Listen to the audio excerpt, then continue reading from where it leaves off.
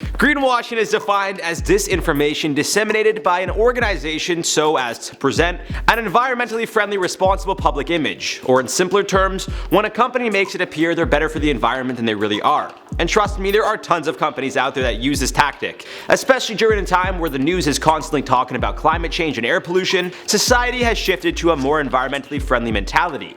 And because of this, companies have done what they can do to trick us into buying their products by placing images and words that dupe us into believing they're not as harmful as we may think. Today we're counting down the top 10 companies that are not as eco-friendly as they claim. What's going down, guys? I'm your host, Jared Bronstein, and you're watching I.O. Make sure to come check out my channel, Top 10 Central. We got a link right over here or below in the description. Come check it out, have a good laugh. If you're feeling down, you want to have a laugh, check out Top 10 Central. We got some great hosts. You're gonna love them. So come say hi. We got some comment replies to cap off this video, but for now, let's get into counting down. At number 10, Starbucks. Everyone's favorite overpriced coffee shop where the employees can't properly spell names isn't as green as you may think. In 2018, Starbucks decided they would jump on the no straw trend that seemed to be taking over businesses and corporations worldwide. With videos going around of turtles getting straws pulled out of their nose, it didn't take long for the internet to officially declare a ban on straws. And as we know, if you don't appease the masses, you're going against them. Obviously, Starbucks didn't want to seem like they're anti-turtle, so they decided to ban plastic straws from their stores altogether.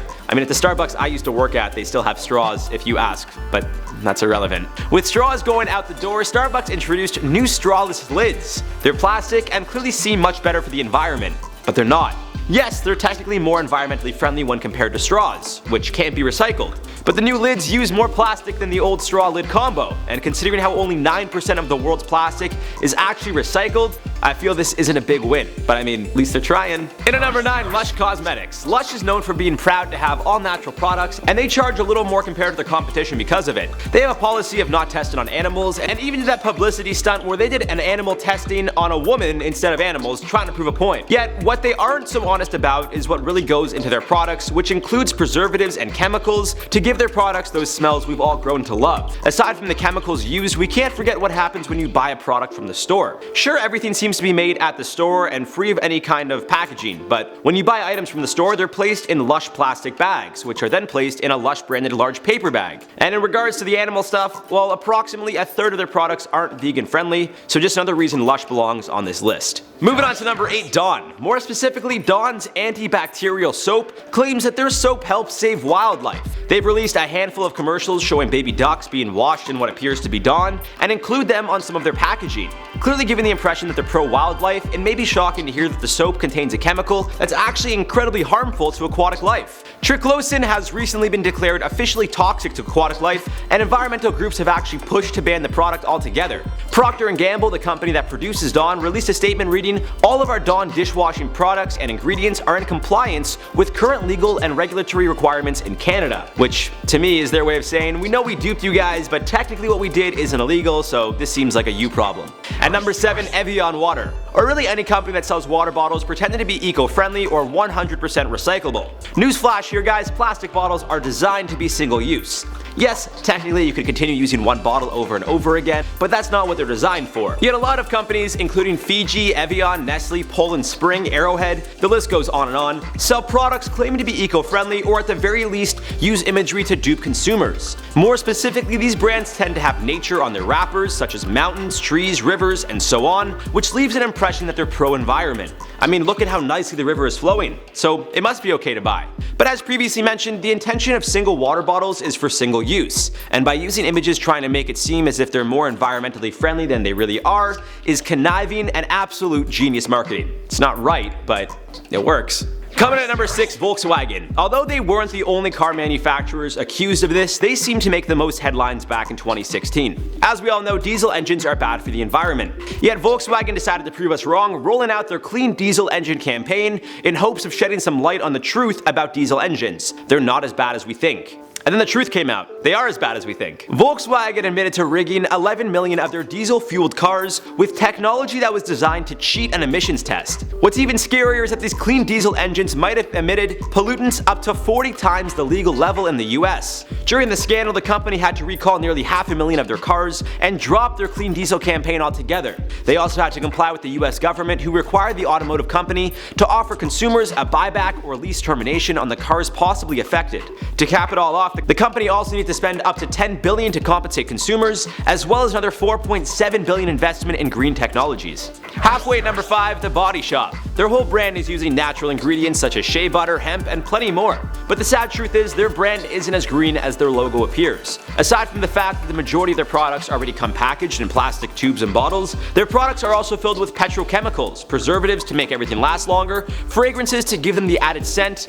You get the idea. Worst of all, some sources even claim that The Body Shop irradiates some of their products to get rid of microbes, and this is done by using the radiation from non-renewable uranium. Doesn't take a rocket science to figure out using non-renewable nuclear materials isn't good for the environment. Now at number 4 we got Nestle. Nestle is known for being a company in general. They worked with an occupied Germany during the Second World War, they've been accused of using child labor, and in 2019 they were hit with a class action lawsuit. More specifically, in April of 2019, a class action lawsuit was filed against Nestle USA, who deceptively placed phrases such as sustainably sourced and supports farmers on their chocolate products. Obviously this gave consumers the impression that Nestle was using cocoa that followed environmental and social standards, but to no surprise they weren't. In fact, it's believed that cocoa was coming from farms that used slaves and child labor, and the lawsuit actually read that the company has, I quote, virtually no environmental standards in place, end quote. Aside from their mislabeled products, Nestle has also been responsible for deforestation in Africa, as well as using pesticides and fertilizers that pollute waterways, kills wildlife, and harms communities as per the lawsuit. At number 3, Aveeno.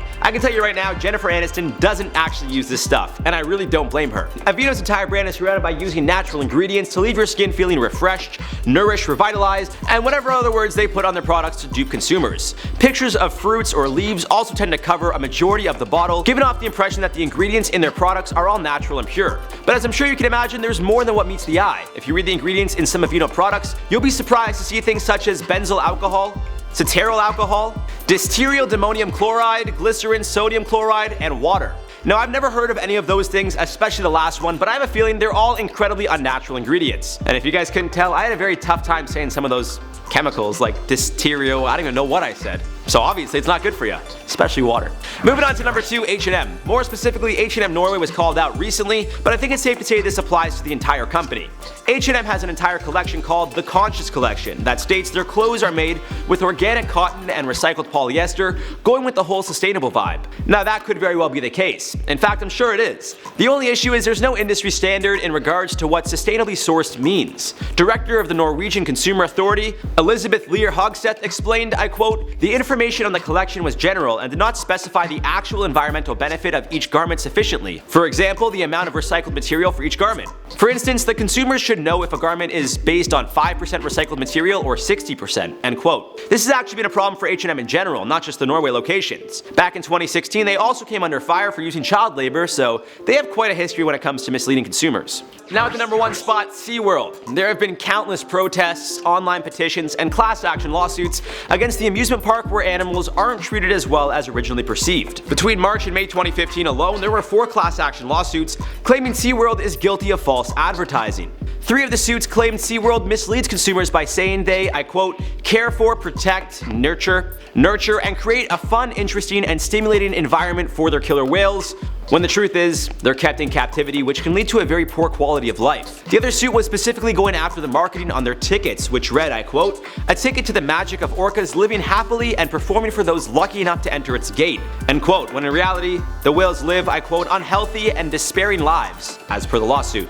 Aside from this, all 4 suits claim SeaWorld hides the way the whales are actually treated and held in captivity. Then between January and June of 2016, SeaWorld were hit with more lawsuits, but unfortunately they were all dismissed. However, just the other day SeaWorld agreed to pay $65 million to investors after they apparently lied to them about the impact a documentary titled Blackfish affected their finances. The doc depicted how killer whales were mistreated, which might have been what started all the lawsuits in the first place. And there you have it for the top 10 companies that are not as eco-friendly as they claim. I'm sure some of the companies or brands on here surprised you. I know they surprised me. As always, I love connecting with you guys, so drop some comments down below. Follow us all on Instagram, but for now, let's reply to some comments. So in the video, stranded coronavirus cruise ship sounds like literal hell. Tracy Brown said by the time they release everyone, the whole ship will have it. It's kind of the point I was making, like you can't quarantine a ship because it's just gonna spread, like they have nowhere to go. It's not fair to them.